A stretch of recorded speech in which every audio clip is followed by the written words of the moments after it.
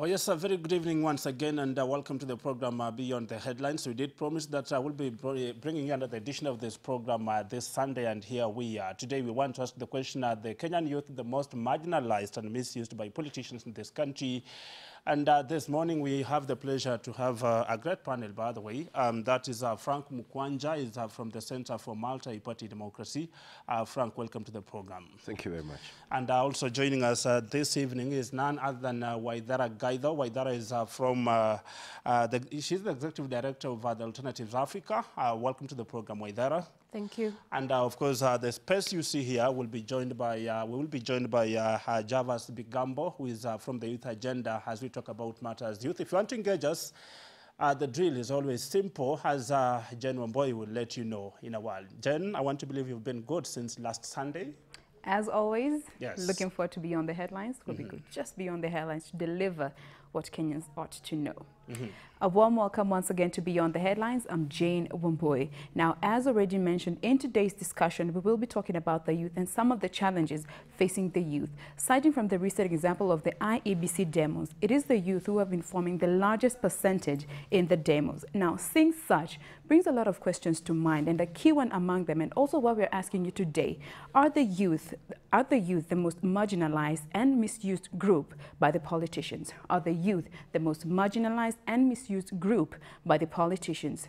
We invite you to be part of this conversation, so feel free to talk to us. Our SMS line is officially open. 20511 is the number. You can also find us on Twitter using @KBC Channel 1, hashtag Beyond the Headlines, and on Facebook, our page is Beyond the Headlines. Do remember to leave your name and location. We will be sampling your views and comments as we go on with the show. But for now, let's get this conversation started. Back to you, Martin. Thank you, Jen, and I want to believe, looking forward to those reactions. And Mukwanja, let's begin straight away with that question. Are the Kenyan youth the most marginalized and misused by politicians in this country?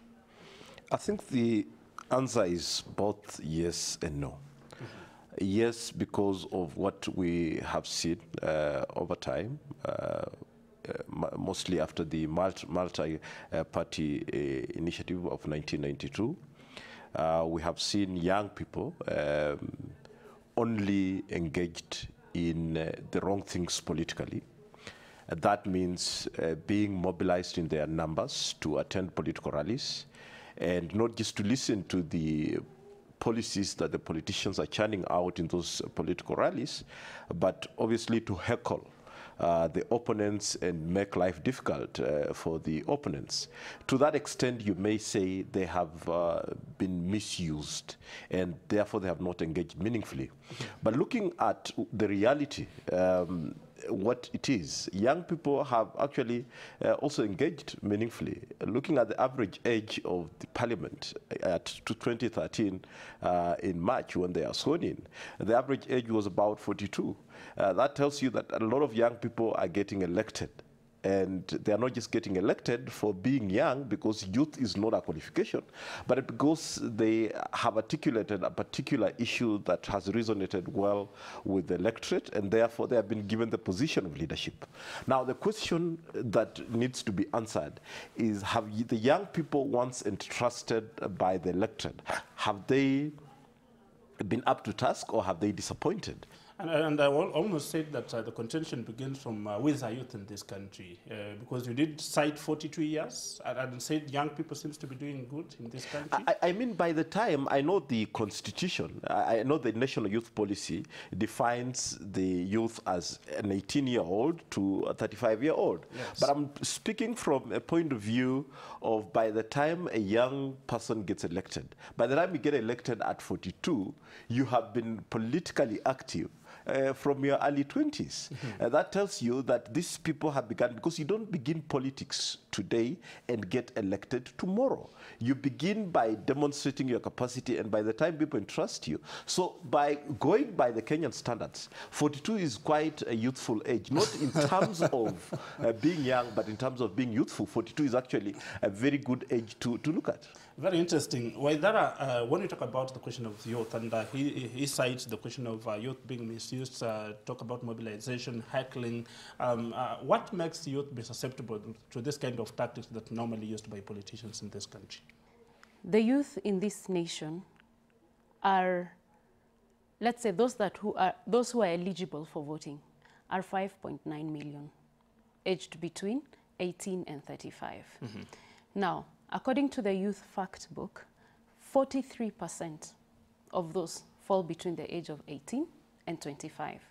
26 to 30 years are 29% who vote, and those who are between 31 and 35 that vote are those who are 28%, meaning the larger cohort is those who are between 18 and 25 that are eligible for voting. However, when you look at the statistics of those who vote, of that first cohort, only 10% vote. I'm going somewhere with this. The next cohort, only 8% vote, and those, rather 9%, and those between 31 and 35, only 8% vote. Then you ask yourself, are youth really interested in politics? According to the Afrobarometer Kenya, 45% of youth say they are not interested in politics. Only 26% say they are interested. The rest are here, no there. So the question is, are the youth interested in politics?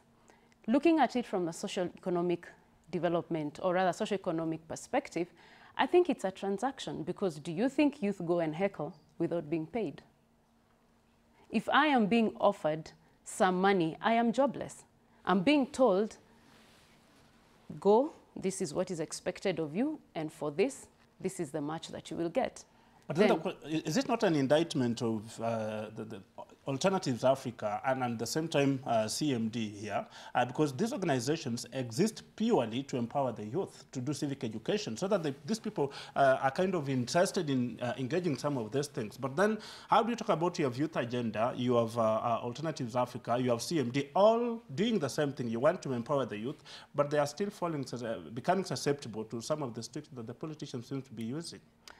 This is what I'll say, and I say it again and again, that the youth of this nation, not just the youth, this nation generally has been fed on a diet of purely politics. So what are you getting? Of course, you will get development, marasma, and kwashiako, and every other disease that comes with just being fed with one nutrition, isn't it? So our mindsets are not set to think of development. For example, when you go for a job, what are you asked for? A CV. A CV does not ask you what you are promising to do for the company in future. A CV is about what experience do you have in the past and what have you done in the future. So why do we elect, or why are we willing that our politics are telling us, I promise and I ensure, or I will ensure rather, instead of what have you done for us in the past, or what have you done in this nation? What have you done in this community? What have you done at county level? What have you even done for your village, so that we can say, therefore, go and represent us at country level? So I do not think that it's fair to say that the youth are being misused and all that. Yes, they are, but the question is why? Why should I sleep hungry if I am being told I will be given 200 shillings to go and to the streets and all that? I am a very, how will I say it, a susceptible club in the hands of someone who has got the money. I'm just doing a job. The question will be, why will these few politicians overpower a collective resolve by such organizations as yours to try and empower the youth? Why not ensure that the political diet is submerged, and at the end of the day, what you are propagating overpowers what the politicians are doing? When you lack structures, and in structures I'm speaking from a multi-party experience. From structures, I mean the lack of political institutions. You must ask yourself, Martin, why is it that the likes of Matiba, the likes of Mwai Kibaki, the likes of Tom Mboya, and were very successful when they were young, in terms of doing their politics? Because there were political institutions. Today, we have political parties that are charismatic. When you remove a certain face from ODM and remove a certain face from TNA, remove a certain face from URP and take them elsewhere, they cease to exist. And wherever they have gone, they exist. So the lack of political institutions that lead me to the second issue of policy. What do these political parties believe in? Because the political parties in this country are formed around charisma, which means they are personality driven. But that's Number two, they are formed around issues that are just about catch it all. If the issue today is terrorism, every political party and every politician wants to hype on that. There are no consistent policy issues that can be able to offer ground for young people to participate in these political parties and therefore be mentored, be educated, be trained to ready themselves for leadership and engage meaningfully in decision making. As long as we have no political institutions, and as long as our political institutions have no policy issues, but they mobilize along ethnic lines, young people are always going to be motivated by the way Waithera said, if they are unemployed, give them something, they have something to do at a political rally. But so then the question I'm asking is, with all this kind of maladjustments that you seem to be citing, though it's also contestable whether we don't have political institutions, why there are, do you first believe we don't have political institutions? And number two, that those who argue that while we want to point fingers at political parties in this country, one of the reasons why we are not empowering the youth in this country is that non-governmental organizations or institutions that ought to be championing the rights of the youth seems to be borrowing or engaging in what you can call a business model kind of doing things. And therefore, while you indict politicians, that organizations such as yours also stand, or non-governmental organizations stand also accused of not championing their rights. For me, allow me please to look at it from that balanced angle. Yeah, one of the challenges that we have, and in business experts will tell you, it only takes 3 to 15% to change whether it's a community, a culture, a nation, etc. So you do not need 5.9 million youth to vote in order to change a nation. In fact, you do not even need 5%. Just 3 people standing for the right thing can actually transform a nation. I beg to differ that there are no systems and structures. There are systems and structures in this country. And I know they are there because when you go to the government to get anything, there is such a long, more often than not, there are so many bottlenecks. Bottlenecks actually show that there are systems and processes, albeit not working efficiently, but they are there. Now, for example, we are heading towards 2017 elections. We had 2013 elections. There was silence. Suddenly, it's 2016, and the season is here. And everyone has gone up. Politics, it's like people were just waiting. That is not how it's meant to be. When there are systems and structures, it means that there are meant to be working platforms, efficient platforms for politics, for social, and for economic purposes. Now, are the youth engaged? Why are they not engaged? And I will not blame the politician. Even the youth also has a role to play. Even the media has a role to play. Everybody has a role to play. And the question will be, what is stopping everybody from playing that role? In 2 words, I would say mindset. It's purely a mindset thing. If I asked you, for example, what is your vision for Kenya?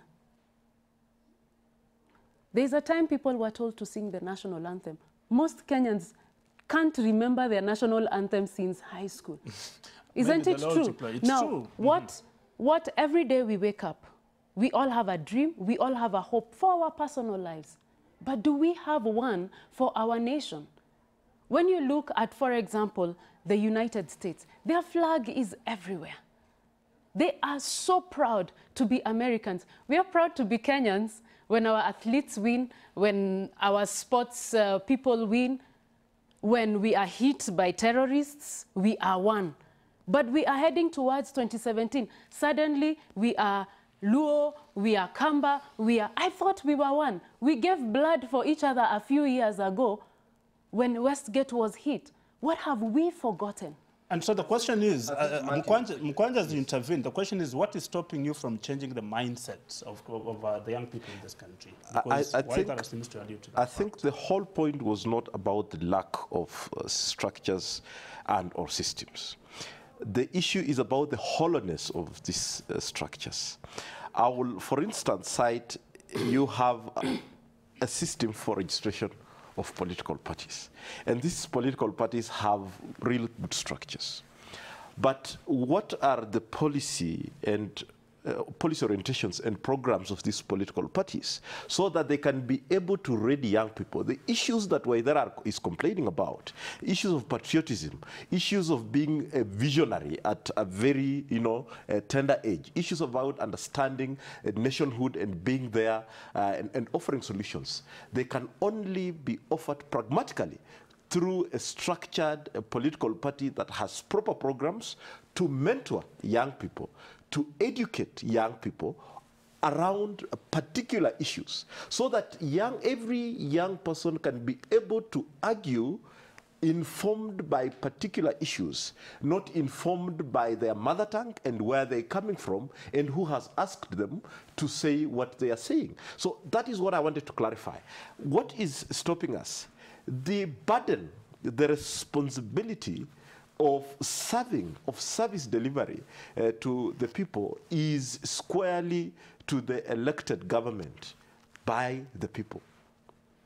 The other players only contribute to the level that I'll explain, for instance, in the case of the Center for Multi-Party Democracy. That's where I want us to pick it up. Jen, I want to believe there's so many reactions, be it on Twitter, 20511. What are Kenyans saying regarding this particular topic? We do indeed have feedback. Remember, we're talking about the youth, and we're talking about the youth and some of the challenges and issues facing the youth, and we asked you whether the youth are the most marginalized and misused group by politicians. Let's just go straight to it. We have Edward on SMS who say it's not possible to include the youth in politics because currently our leaders still call themselves vijana. So how can there be room for the real youth? The question of a proper definition of youth and the age group, the age span that is in the youth category.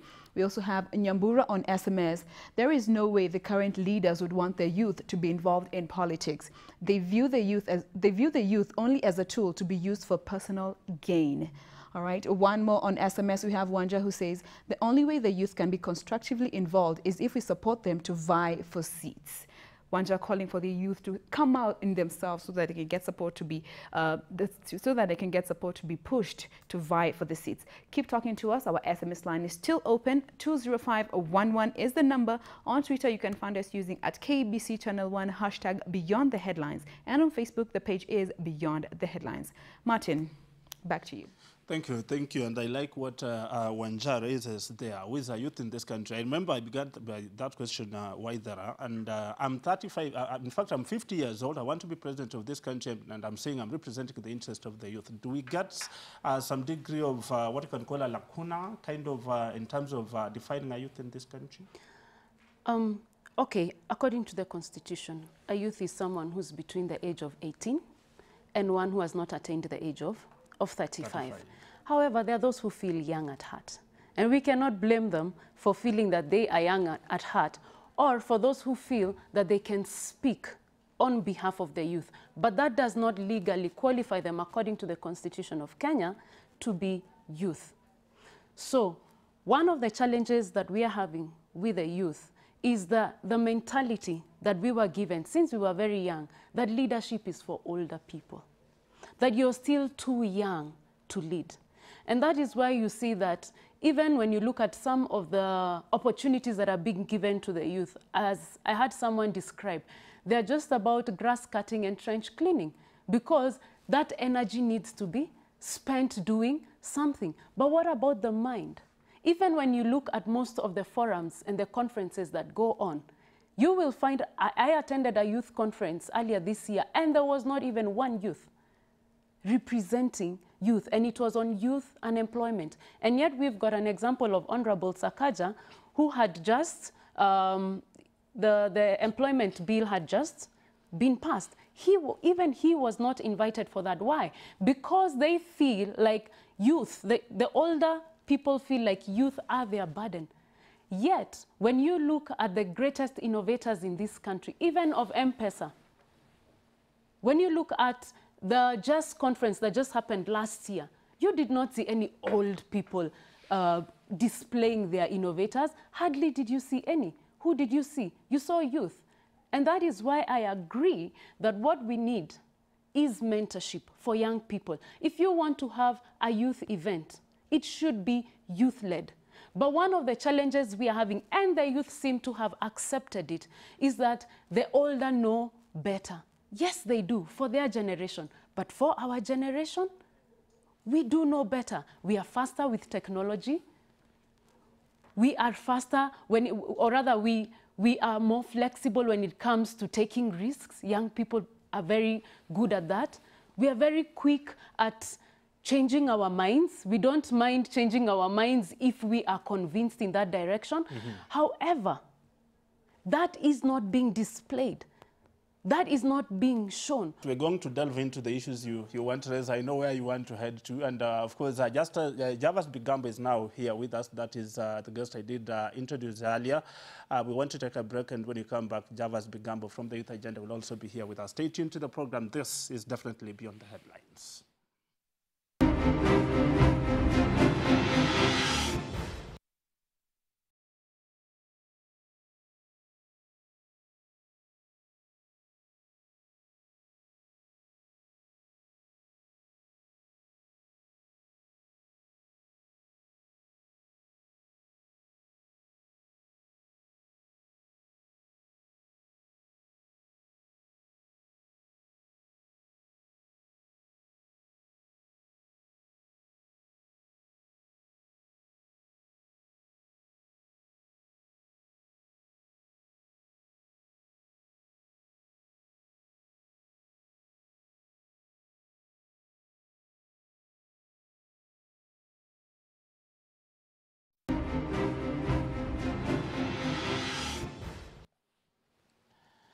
If you're just joining us, this is the program Beyond the Headlines, and we are glad that you did find time to join us. I now introduce you still to my panel this evening, and of course, Frank Mukwanja from Center for Multi-Party Democracy, that is CMD. We also have Waidara Gaido, who is the Executive Director, Alternative Africa, that is.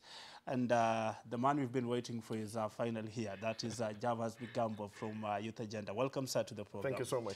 And you just got when we heated in the debate. And the question we want to really focus on, the 2017 general elections are just around the corner, about 13 months away. And we can see, judging from the anti-IBC protests, what we are likely to be seeing come 2017. And Javas, I begin with you. What do we need to do to ensure that the youth in this country are preoccupied with things that are going to ensure that they're empowered as opposed to being misused politically? Well, one thing, we don't need to do anything to them. It's them who need to do something. And the only thing they need to do is to straighten their backs up. For far too long, young people in this country have been on bended backs and sitting on their laurels. And in fact, most of the time, whether it's through college or after college, relapsing into functional dormancy that does not steer this country forward.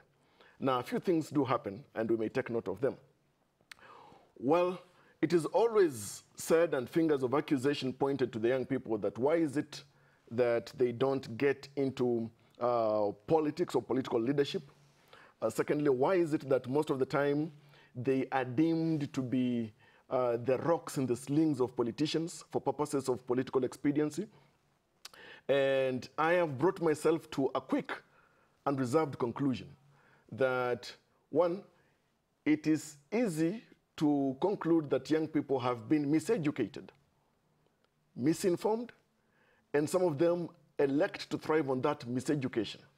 When you talk about miseducated, are you saying when they're still institutions of learning? Nope, because there is the structured way of educating people through the system that they go through, some of them with distinction. Times they say flying colors, much as I've seen none flying. But the other thing is this: how is it that young people in this country fail to translate or to see how to fuse their classroom education with the off-classroom education? or off classroom learning, because that is where one of the missing links is. The other thing is this, that politicians, having taken note of this, and also aware that because of we could call it the lack of resources and various capabilities among the young people, exploit it.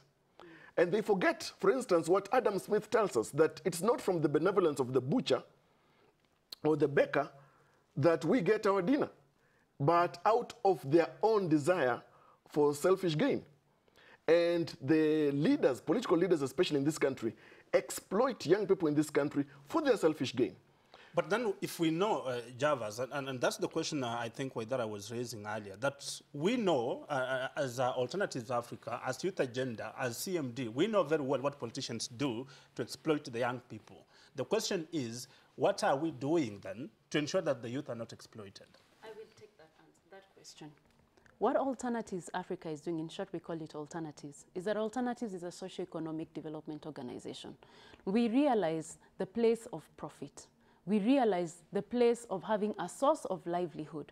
And I'll give an example. One of the politicians went to one of the sub-counties in Nairobi for a political purpose. And one of the young people who has sat through our entrepreneurship and employability training told him that as we've been trained in business, we are business people, and if you want to assist us, assist our businesses to grow. Now, that is a difficult person to pay 150 shillings, as I hear they are paid, to go and risk their life or their limb on your behalf. Now, what happened is that that particular person knew me, and they called me immediately.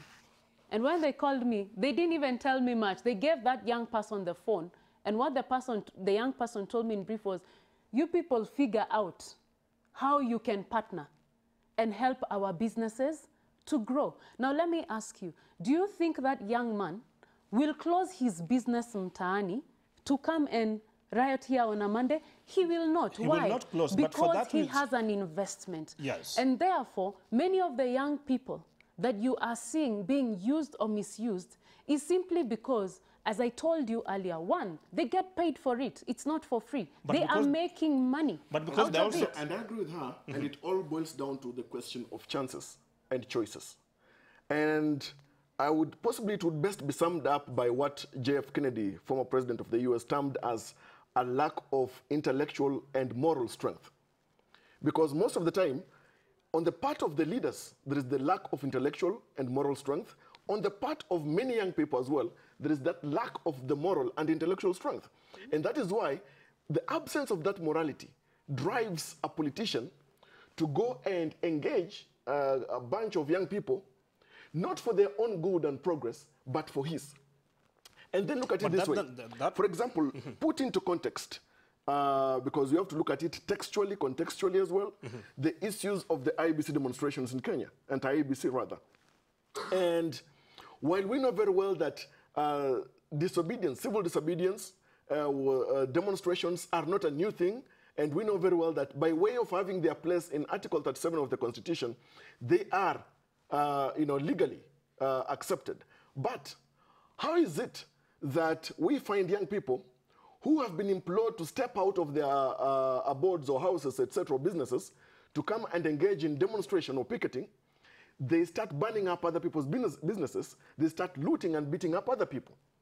That itself tells you too that the leaders who implored them to step out did not engage them, their minds, on the purpose of this kind of engagement they're going to get to. Look at, for example, the civil rights movement in the United States of America under Martin Luther King Jr., or the kind of engagement, nonviolent engagement under Mahatma Gandhi. Those who had to engage in this had to be, values had to be inculcated in them, so that they appreciate that we're not going here to cause violence or mayhem, we are going here for this purpose. That purpose is that which is missing. But that purpose is because of the question of intellectual aspect that you are referring to. Mukwanja, are we right to compare, you know, the times of Martin Luther King and the protesters there, and the kind of the intellect they had with the Kenyan population? Because one will argue that we are not on the same scale. I appreciate what my good friend Javas is talking about in entirety. But we must appreciate also the fact that we barely 60 years of self-rule. And the kind of countries he's actually mentioning have 200 years of really developing their democracy. But I want to pick out a few issues. Hold on. I want to pick out a few issues so that I want to pick out a few issues. For instance, the issue of the morality and the intellectual part of it.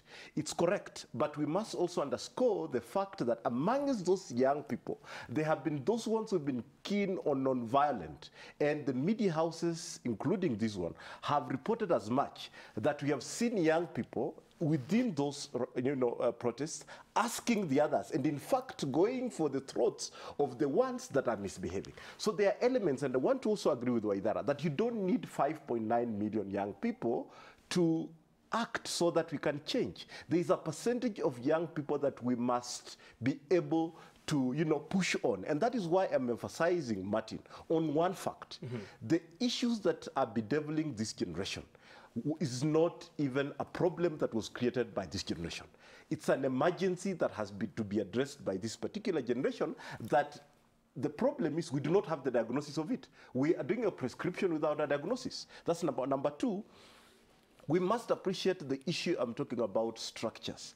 These young people get wayward after their classroom to off classroom because there are no structures beyond the formal system to prepare them for public space, to prepare them to make policies that offer solutions to the prevailing problems. And that is why, coming from the Center for Multi-Party Democracy, I am very passionate about one institution called the political party. You cannot have public leadership problems sorted out. You cannot have political problems sorted out unless you have functional political institutions. But the question of function, we do not have functional political institutions. We have ethnic groupings called TNA, called ODM, called Ford Kenya, and many others. What we need is to have functional political institutions that have safe spaces.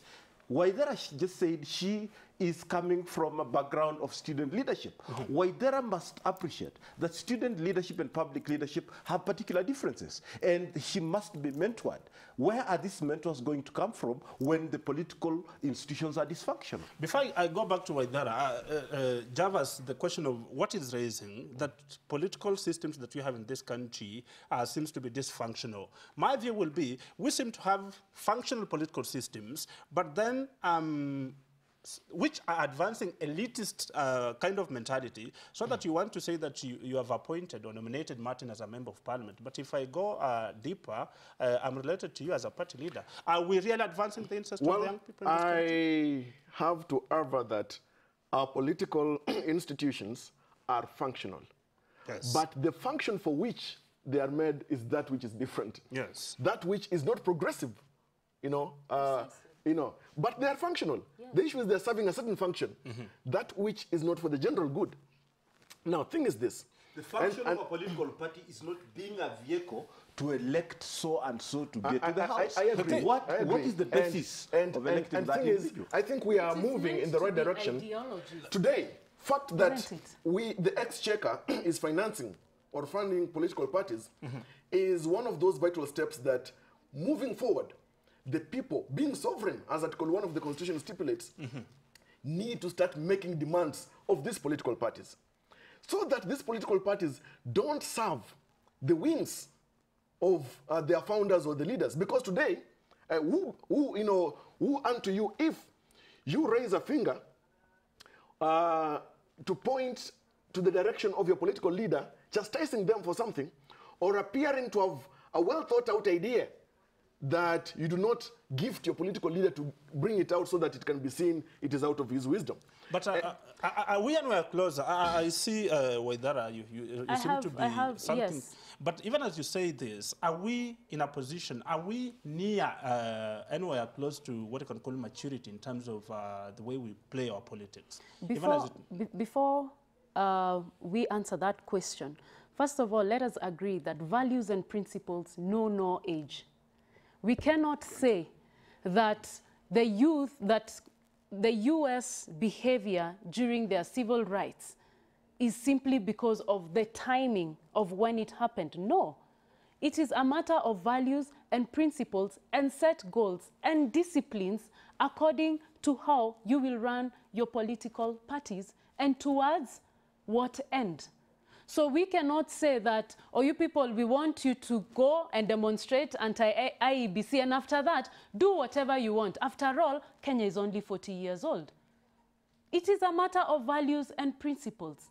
It is a matter of you are trying to tell young people that it's okay, you can be violent, it's okay as long as you're doing it on our behalf. Now, if you're doing that before you become a leader in government, when you become a leader, how will you go back and tell these same young people that now you need to follow the Constitution? Time has come that it's important for us to pull our socks from around the anklets.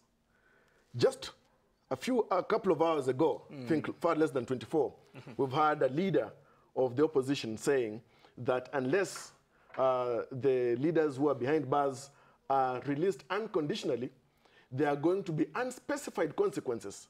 In fact, Thing is this. Such leaders need to be brought to a point where they take note that even the constitution that governs us, the system under which we live as a people, provides for fair administrative action, provides for access to justice, etc. And you'll realize that even young people in such a coalition have not reason to disagree with their party leader.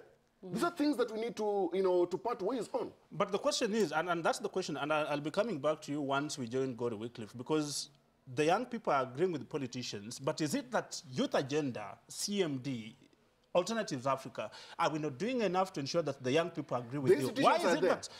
Let's talk about it. Let's talk about it when we come back from the States. Gori Wycliffe is standing by from the States, and I just went to ask Kenyans what their thoughts are about the whole subject of the young people in this country being marginalized and misused by by politicians. Let's have a look at what some of them had to say.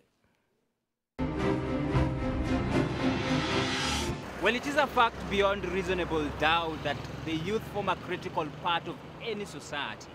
Now, it is on this note that we are asking out here that are the Kenyan youths disengaged in political matters? I do not believe, and I totally disagree, that the youths are being misused in political engagement in this country. What is happening in this country right now is that the youths have realized that it is their time. The youths have realized that in the past, they've never been used, they've never been engaged in political activities. So they've realized that the government has not done their part by giving them 30% of the tenders of procurement that was promised. So that is why you see most of the young people are getting into politics. Most of the young people are going for the MCA positions, the parliamentary positions, just because they've realized that they can no longer wait. They can no longer wait for opportunity to come unless they come out and grab it. Youth are somehow used as, you see, like the way when you go to war, you have shield. So basically I see them being used as shield because they're the people who are used to do the bad things. Okay? And most of the time, let's say for example, a youth is uprising, they want to veer for any seat in politics. You find it's kind of very difficult because one, they see it like premature because ni msemo young ajui Kenya anajua. Ni kitu open, sio ati ni youth tu wako engaged because ni kila mtu ana demonstrate. So sioni kama ati ni youth wamefocus kwa youth kuwa misuse in any way. Basically, the youths are being misused in our country. For example, we see a situation whereby politicians, when they want to get political mileage, they have to use the youth to throw some stones. They're going to use the youth to stage some demonstrations. But you wonder, it looks like, for example, mature demonstration like the one which was led by Martin Luther. Martin Luther was there on the ground working with everybody. But now in our situation, you see the politicians are just in their vehicles, but now the youths are just running all over, picking stones, throwing to everybody. So I think the youths are being misused, and I think time has come for the youth to realize that this country will be built by them. It will not be built by outsiders or foreigners, but it will be built by the youth. And time has come for a voice of reason to prevail in our country. The Kenyan youth have been engaged indirectly. Why am I saying so? You get a number of politicians are using Kenyan youths to cause violence, to cause mayhem, and to cause disruptions where economic activities should have taken place. On the issue of our role as the young people, I think it is important that the young people should be informed. We may have gone to school, we have studied different careers, but the basic aspects of even the Constitution, the young people do not know their role, right, as the young people and their position in this country. So I think it is very important for the various organs of the government that is responsible for educating the public to inform the young people that, right, you're the majority, you are almost 70% of this population, you need to take part in election, you need to take part in even elective politics. Well, Socrates once said that human beings are political animals through and through, and the youths are not excluded in any way. Well, the energy that they have can be channeled appropriately so that it can be positive in the society. Well, that's it from location here, Mwanje. Let me hand it back to you so that you can continue the program. Thank you, Gori Wycliffe, for reminding me of Socrates. And I also dare say, Aristotle also says so. We are political and social, but mixed reactions there, Javas. Let me begin with you. And I like the observation that one of the speakers there made, that the youth have only realized that they have never been used. Now they're being used. Well, Gori closed by citing Socrates. Yes. And if we're to link Socrates even by very thinking of Kant, by the allegory of the Copernican revolution, then we have to realize that time should come when we change the page. We turn the page. And unless we come to that point of realization, and this realization must not come from any other person, but the young people themselves. Look, we must not demand the least from the youth in this country. Is it not 32-year-old Thomas Jefferson who drafted the words of America's call to independence? Is it not words that still ring a bell 200 years on? A youth in his time. James Madison, a youth in his time. Abraham Lincoln, when he gave even one of his most moving institution at the Copper Institute, was he not 28 years old? So the thing is this, time has come where we must also start demanding the most from the younger people, even as we blame the older generation for exploiting their cluelessness. Because perhaps as I give room to the other guests, yes. Is it not Shakespeare through Cordelia who says that, are we not the first who with the best intent are incurring the worst? That's where we are at.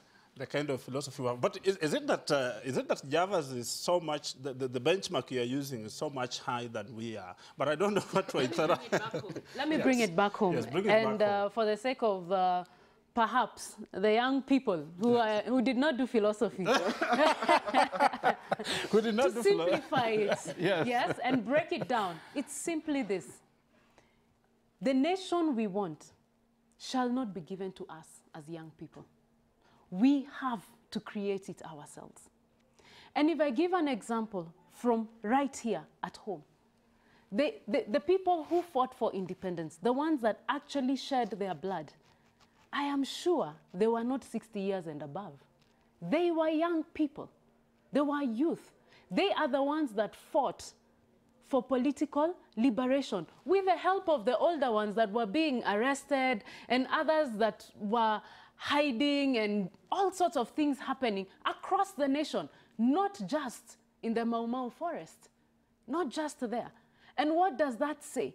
That if we were willing to fight for political liberation, even shed blood, why can we not accept to come together, reason together for socioeconomic liberation? Because all we want all we want is development. That is why we have Vision 2030 blueprint. Today, if you ask a young person, we are of the same tribe, you cook 10 chapatis, do you give me 5? No. It doesn't matter. Not even the pan that cooks the chapati. Yes. However, we will come together from various tribes and form a group so that we can go to Youth Fund and get some money to do a project together. So this is what I believe we need as Kenyan youth. We need to come together. We need to come together and rise up for development. And that process begins right from the electoral level. Electoral participation.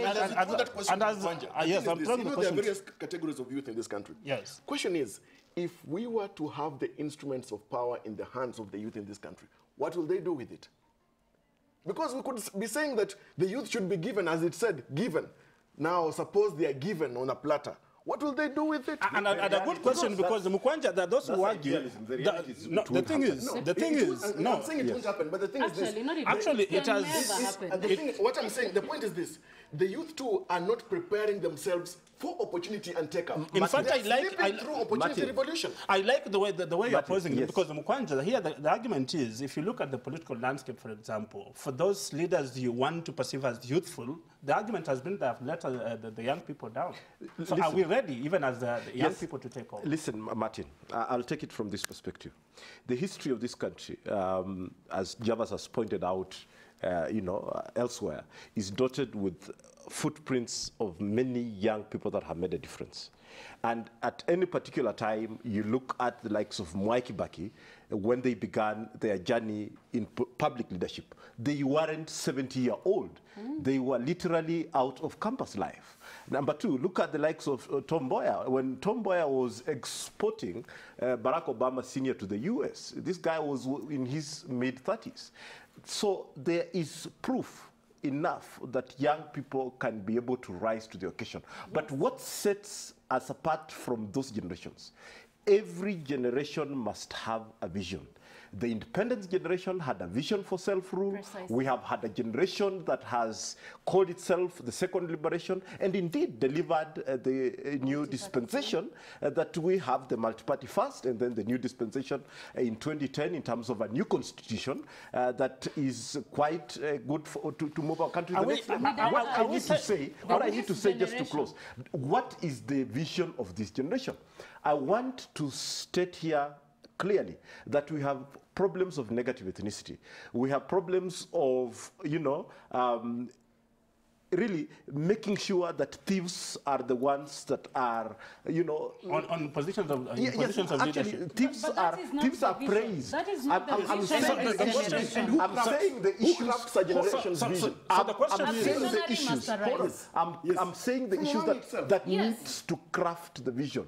That is the issue of negative ethnicity. The issue of corruption in this country is a clear issue that we have to deal with. The issue of morality itself in this country is a matter. So all those issues can inform what this generation can craft as a vision to take this country to the next level. Those are the challenges. Those are the challenges. So the question is, this generation must deliver socio-economic liberation for all of us. So as it stands, this nation must prosper. You cannot deliver socio-economic liberation when you are not addressing those challenges. You address challenges when you have a vision.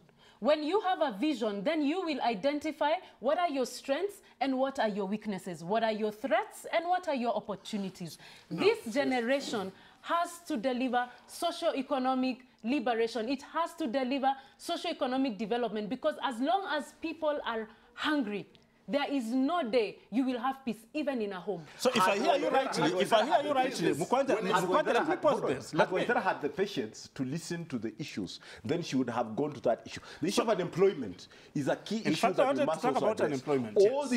All these issues that I'm raising are the ones that must make young people very uncomfortable. In fact, as we cross over to Jane Bigambo, if I hear them well, the two of them, it's like young people in this country have no vision, as we speak now. Yeah, very true. But you see, as I've said, nobody will grant that vision to this generation. Yes. Precisely. This generation must rise to determine its own vision, its own focus, mission, and act on that purpose. Precisely. Vision is missing, mission is missing, purpose itself is absent. But if now, and that's why earlier I spoke to the issues of contextual.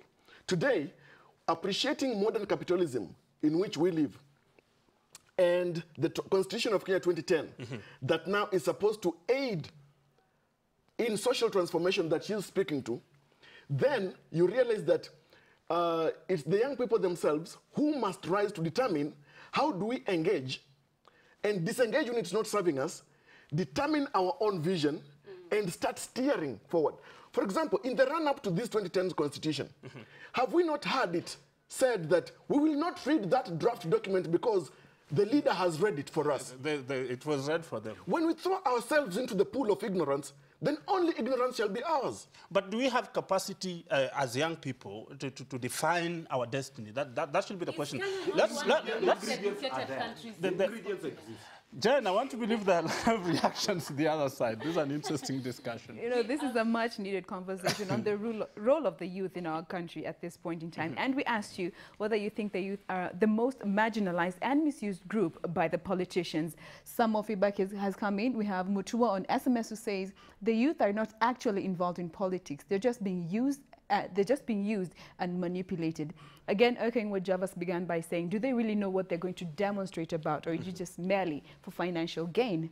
All right, we move on to Guitar, who says, it is time for us as the youth to stand up and speak out for ourselves and refuse to be used by politicians. Guitar taking a firm stand there. And one more from Olivia on SMS. She says, the role of the youth in politics has merely been as thugs and noisemakers. We hardly see any mentoring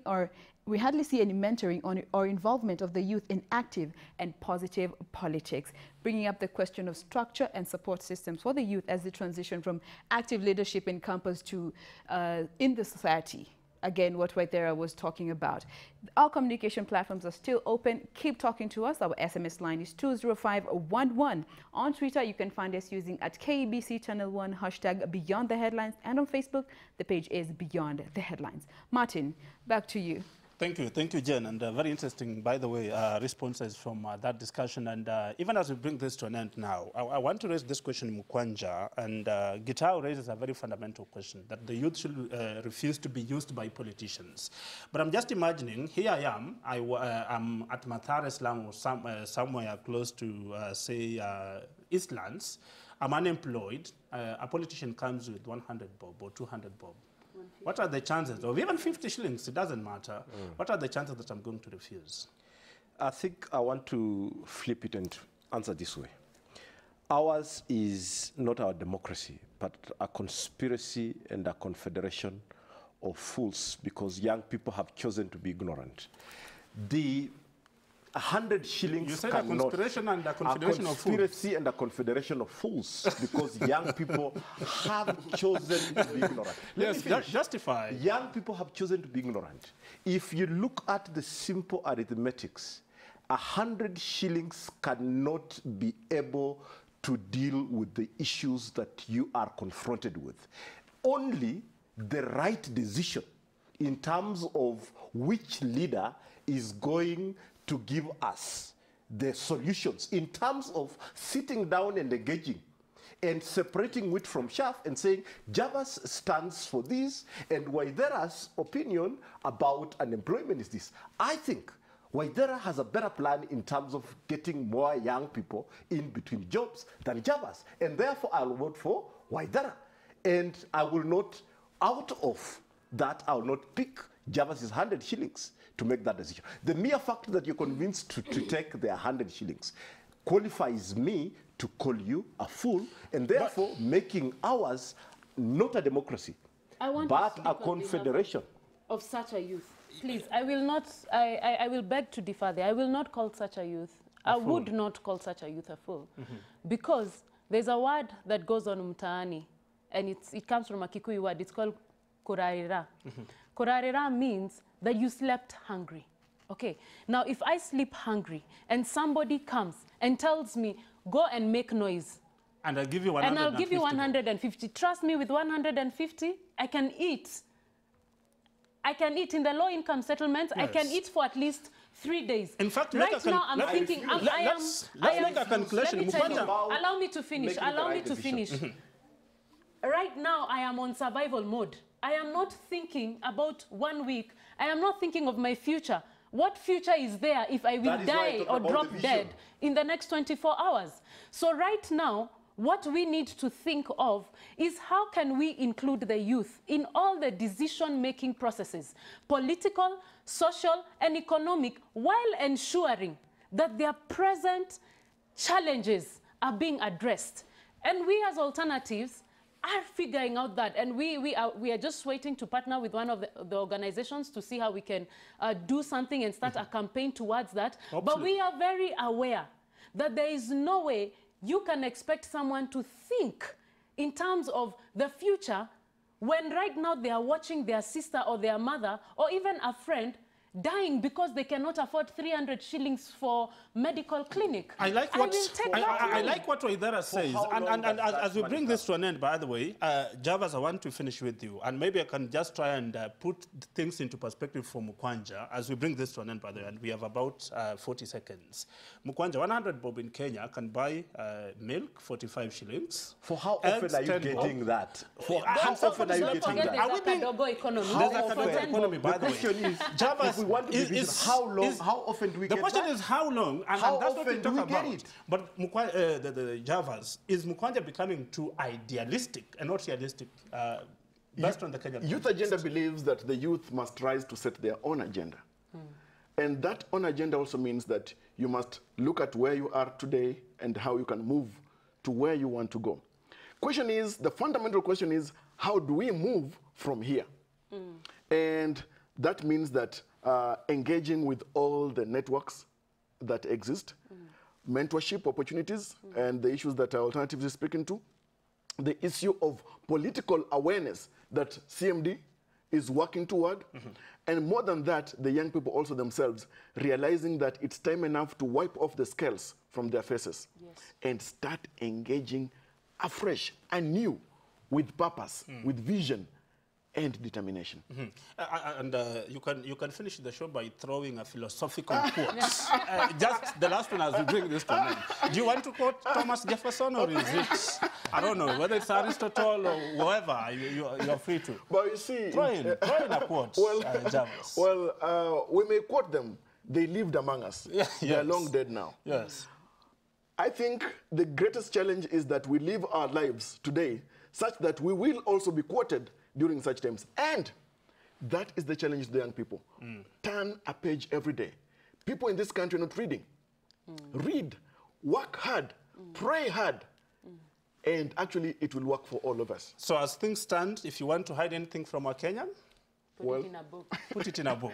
Thank you, Frank Mukwanja. It's not convince us that the 100 shillings is a solution. How often does the 100 come? Young people must refuse to sell their vote, period. Waithera did not say that 100 bob is a solution. Thank you for speaking. In fact, she just put that into context so that we come to understand. Thank you very much, Frank May Mukwanja. I say something as we conclude? Yes. With regard to politics, a wise person said that a politician just thinks of the next elections.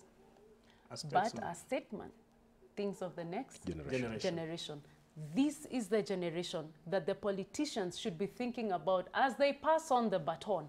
But we too, as this generation, as I said, must rise up and realize it shall not be given to us on a silver platter. We have to take it and create it, not just for us, but for the next generation. Frank Mukwanja, thank you very much for that guide on Javas Bikambe. It's always a pleasure to have you join us. I want to assure you we have to replay this and maybe just invite you for another discussion. What an interesting discussion it has been. And it's on that at that point that we bring Beyond the Headlines to an end this evening. Thank you very much for getting time to join us. And this is a discussion we're going to continue with. Of course, next Sunday, we'll be handling another topic, of course. Thank you very much on behalf of the entire production and technical crew that made this production a success. My name is Martin Mwanja, but you can keep the conversation as Jen Wamboi will let us know in a short while. Jen, I want to believe that's the spirit. Yes, Martin, this has indeed been quite the hot conversation, and it does not need to end here. So keep talking to us. Remember, we asked you whether the youth are the most marginalized and misused group by the politicians. Our SMS line is still open. 20511 is the number. You can also find us on Twitter. Our handle is at KBC Channel 1, hashtag Beyond the Headlines. And on Facebook, our page is Beyond the Headlines. Alternatively, you can always send us an email. Our address is bth@kbc.co.ke.